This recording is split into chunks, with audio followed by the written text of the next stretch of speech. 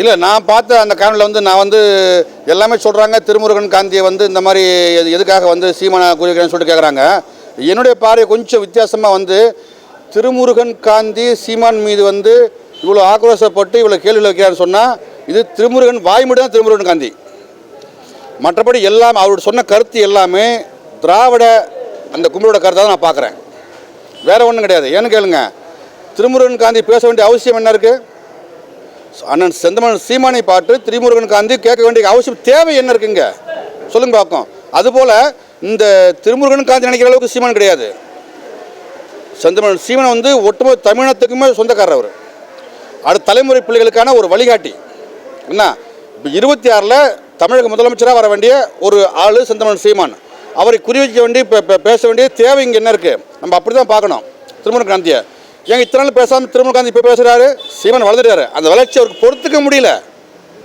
ஏதோ சீமான் வந்தார் போவார் நினச்சாங்க. ஆனால் அப்படி போகிற சீமான் இல்லை இவர். என்ன,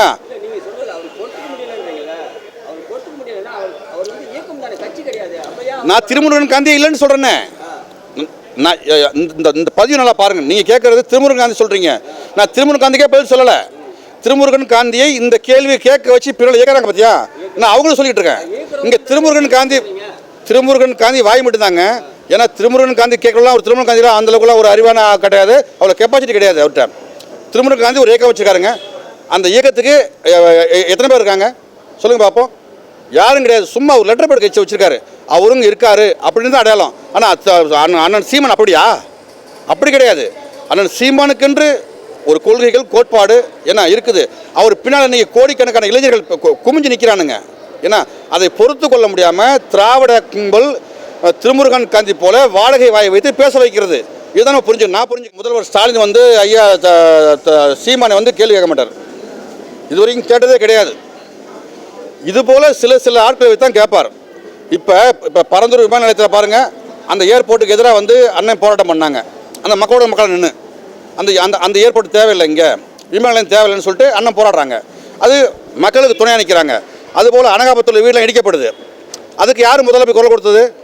செந்தமன் சீமான் தான் குரல் கொடுத்தாரு. இப்போ அந்த வீடு இடிக்கலை, இப்போ தற்காலிகமாக நிறுத்தி வச்சுருக்காங்க. அண்ணன் கேட்ட கேள்வி உண்மையிலேயே இந்த மக்களை அப்புறப்படுத்துவாங்கன்னு சொன்னால் அதுக்கான ஆதாரத்தை கொடுத்துட்டு நீங்கள் அப்புறப்படுத்துங்க அப்படின்னு அண்ணன் சொல்லியிருக்காங்க. என்ன, அதுபோல் இன்னும் சொல்லிட்டே போகலாம். இன்னொரு முக்கியமான செய்தி நான் பகிர விரும்புகிறேன். திருவண்ணாமலை மாவட்டத்தில் வந்து ஷிப்காட் வரதுன்னு சொல்லிட்டு விவசாய நிலத்தை அரசு கையப்படுத்துது. அதுக்கு வந்து அந்த விவசாயிலாம் எதிராக வந்து போராடுறாங்க. போராடும் போது என்ன பண்ணுறாங்க, அந்த விவசாயிகளை வந்து கைது பண்ணுது. யார் கைது பண்ணுறா? காவல்துறை கைது பண்ணுது. கைது பண்ணி என்ன பண்ணுறாங்க, அந்த மொத்த பேர் மேலேயும் குண்டாஸ் போடுறாங்க. மொத்த பேர் மேலே விவசாயி மேலே குண்டாஸ் போடுறாங்க.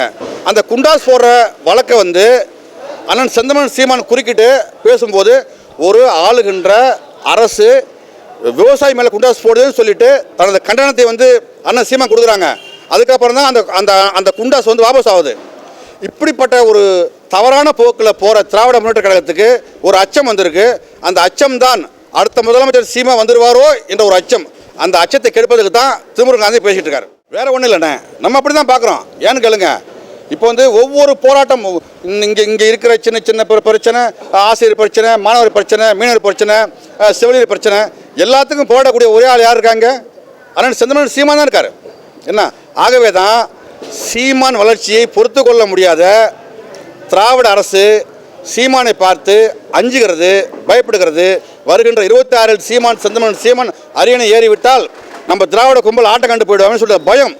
என்ன, அதனால தான் இப்போவே இன்னும் 2.5 ஆண்டுகள் இருக்குது இந்த 24 தேர்தல் வர்றதுக்கு.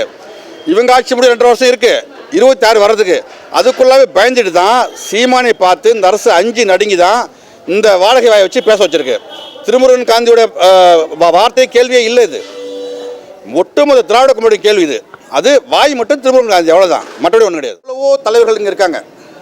என்ன, இப்போ அண்ணன் திருமா போல, ஐயா வைகோ போல, என்ன தம்பி வேல்முருகன் போல எத்தனையோ இந்த மண்ணில் அரசியல்வாதி இருக்காங்க. அவங்களையெல்லாம் பேசாத அண்ணன் சீமான் என்று பேச வேண்டிய அவசியம் என்ன வந்திருக்கு? ஏனென்றால் முக்தாருக்கு ஒரு லட்சியம் இருக்குங்க, ஒரே குறிக்கோள் இருக்குது. சீமான் கட்சியை வீழ்த்த வேண்டும் அந்த நோக்கத்தில் முக்தார் ரொம்ப தெளிவாக இருக்கார். ரெண்டாவது வந்து அவர் கொடுத்த பதிவுகள் மக்கள்கிட்ட போய் சேர்ந்துருச்சு. ஆகவே தமிழக மக்கள் எல்லாமே களி ஊற்றி கார் திப்பிட்டாங்க முக்தாரை. என்ன ஆனால் எல்லா இடத்துலையும் முக்தார் போய் சேர்ந்துட்டார். சீமான் என்ற ஒரு வார்த்தையை எடுக்க போய் தான் இன்றைக்கி எல்லா இடத்துலையும் வந்து முக்தார் போய் சேர்ந்துருக்காரு. ஆனால் சேர்ந்து என்ன பண்ணிருக்காரு, எல்லாமே களி ஊற்றுறாங்க முக்தாரை. இப்போ அவ்வளவோ களி ஊற்றியும் எவ்வளோ பேர் கமல் திட்டியும் அந்த முக்தார் அடங்காமல் திரும்பவும் அந்த வீரலட்சுமியை கூட்டு வச்சுக்கிட்டு அவர் காணொலி போடுறாரு. இது வந்து நான் எப்படி பார்க்குறேன்னு சொன்னால், ஒன்று தாம் பொத்தி இருக்கணும், இல்லை சொல் பொத்தி இருக்கணும், இல்லை நீயா திருந்தணும், இல்லை யாராவது சொல்லினாக்க நீ திருந்தணும். ஒன்றுமே இல்லைன்னா நீ என்ன பண்ணணும், நீ ஒரு மெண்டல் பைய.